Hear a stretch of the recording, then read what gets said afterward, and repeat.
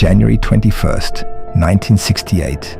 The height of the Cold War, somewhere above the Arctic Circle, in darkness, in silence, in -40-degree air, a United States Air Force B-52 Stratofortress is flying a routine patrol.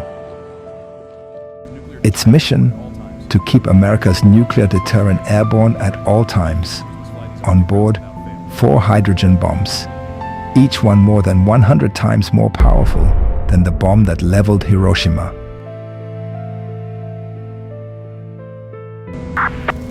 A single alarm beep inside the cockpit. Then, without warning, a fire breaks out inside the cabin. The crew tries to manage it. They cannot.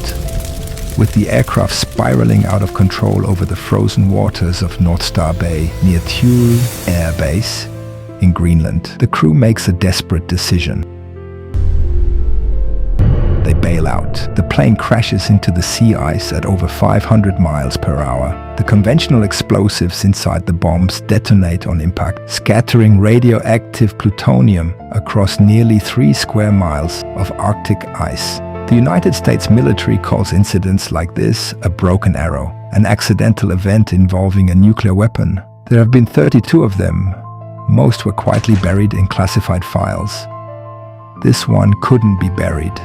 It had left a glowing scar on the ice, and the world was watching. Within hours, the US Air Force launched one of the most secretive cleanup operations in Cold War history. Codenamed Operation Crested Ice, it would involve over 700 American and Danish workers. Many of them never told what they were handling. They collected snow, ice and wreckage in steel drums. They scraped contaminated material off the frozen bay by hand. For 9 months, in perpetual Arctic darkness, they worked. Archival footage, suited workers, floodlights in the dark, drums stacked against a white horizon. The cleanup was declared a success. Contaminated ice and debris were shipped back to the Savannah River site in South Carolina.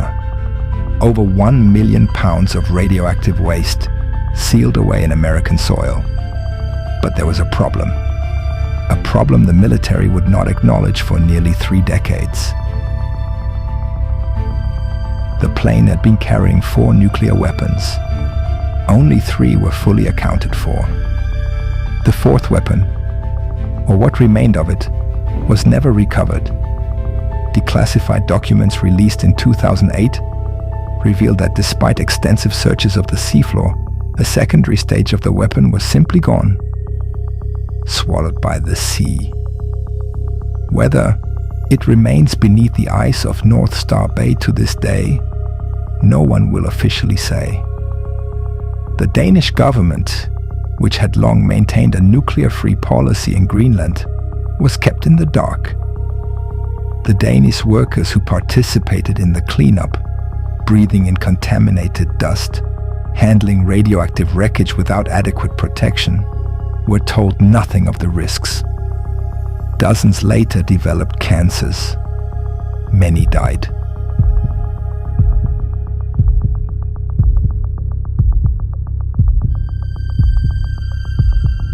In 1995, the Danish Institute for Clinical Epidemiology confirmed elevated cancer rates among workers involved in the cleanup.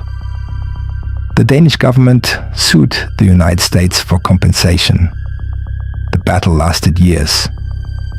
Today, Thule Air Base still stands, now called Pitafik Space Base, an American military installation on sovereign Greenlandic soil. Operated under an agreement the Greenlandic people themselves never formally approved. The Cold War is over, but the ice has a long memory. And somewhere beneath the freezing black water of North Star Bay, shielded by 50 years of secrecy and sediment, something may still be waiting. The United States has never officially confirmed the full recovery of all nuclear material from the 1968 Thule crash.